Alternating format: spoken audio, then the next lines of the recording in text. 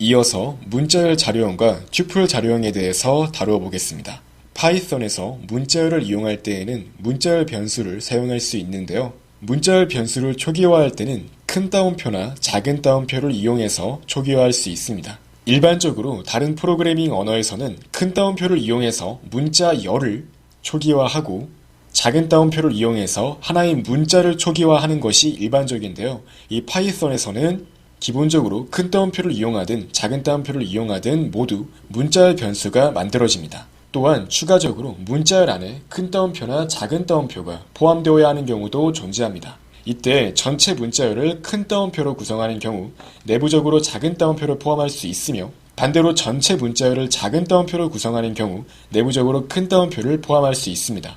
혹은 백슬래시를 이용해서 큰 따옴표나 작은 따옴표를 넣게 되면 문자열 안에서 원하는 만큼 큰 따옴표나 작은 따옴표를 포함시킬 수 있습니다. 엄밀히 말하면 이처럼 백슬래시를 이용하는 방식은 이스케이프 문자를 만들기 위해 사용할 수 있는 건데요. 별도로 파이썬 문법이 정해놓은 약속 중 하나라고 이해하시면 되겠습니다. 자, 실제로 간단하게 문자열 자료형을 초기화해서 사용하는 예시는 다음과 같습니다. 자, 이렇게 작은 따옴표를 이용해서 Hello World라는 이름의 하나의 문자열을 데이터란 이름의 변수의 값으로 대입한 걸 확인할 수 있고요. 또한 이렇게 조금 복잡한 형태의 문자열 또한 성공적으로 초기화하는 것을 확인할 수 있습니다. 자, 이렇게 바깥쪽에 전체 문자열이 큰 따옴표로 작성되어 있기 때문에 이렇게 내부적으로 작은 따옴표를 포함할 수 있으며, 또한 이렇게 큰 따옴표를 문자열 안에서 사용하고자 할 때 앞에 백슬래시를 붙여서 이스케이프 문자 형태로 큰 따옴표를 넣을 수 있습니다. 자, 그래서 결과적으로 실행 결과는 이렇게 나오는 걸 확인할 수 있는데요. 간단히 리플릿을 이용해서 실습을 해보시면 이처럼 큰 따옴표를 이용해서도 하나의 문자열을 초기화할 수 있으며, 작은 따옴표로 문자열을 초기화할 때도 마찬가지로 정상적으로 문자열이 출력되는 걸 확인할 수 있습니다. 이어서 이러한 문자열에 대해서도 연산을 수행할 수 있는데요. 대표적으로 덧셈 연산과 곱셈 연산을 사용할 수 있습니다. 문자열 변수에 덧셈을 이용하게 되면 단순히 문자열이 뒤쪽으로 쭉 이어져서 연결됩니다. 또한 덧셈이 아니라 특정한 양의 정수와 곱하는 경우 문자열이 그만큼 여러 번 더해지게 됩니다. 그리고 문자열에 대해서도 리스트와 마찬가지로 인덱싱과 슬라이싱을 이용해서 특정한 위치의 값을 가져올 수는 있는데요. 다만 문자열은 특정한 인덱스의 값을 변경할 수는 없습니다. 즉 변경 불가능한 특성을 가지고 있다는 점 또한 기억하시면 좋습니다.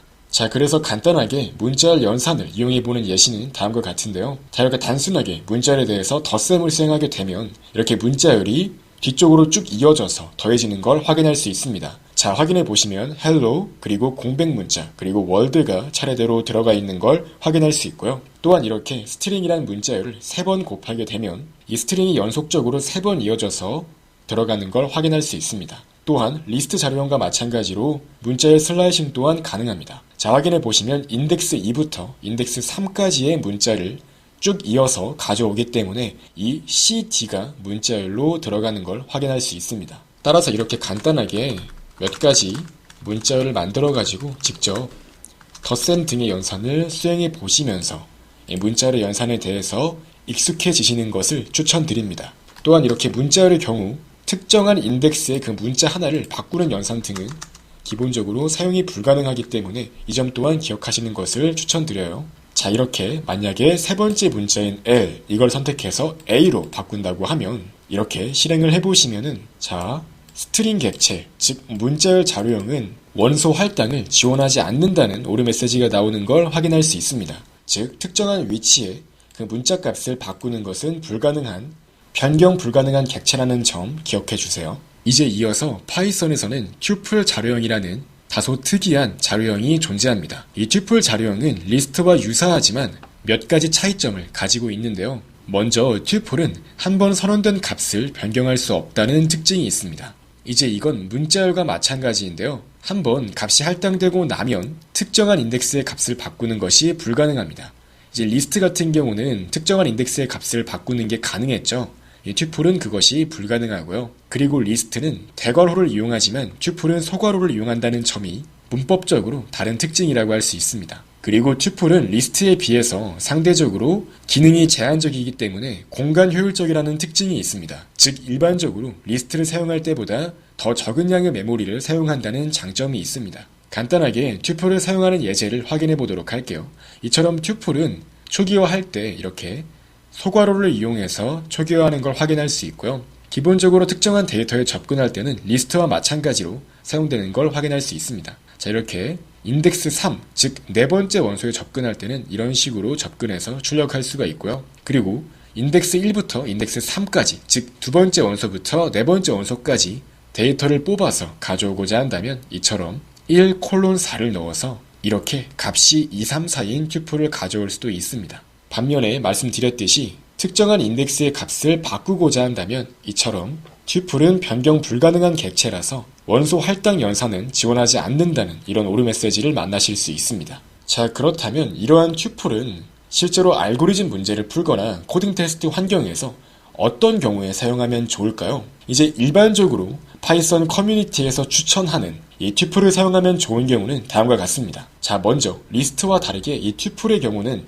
일반적으로 서로 다른 성질의 데이터를 묶어서 관리해야 할 때 많이 사용됩니다. 예를 들어 초단 경로 알고리즘에서는 이 비용을 실수값으로 저장할 수 있고 이 노드 번호는 1, 2, 3, 4 이런 식으로 정수 형태로 데이터를 처리한다고 하면 이렇게 비용과 노드 번호를 하나로 묶어서 사용할 수 있는데요. 이제 이럴 때 보통 튜플 자료형을 사용합니다.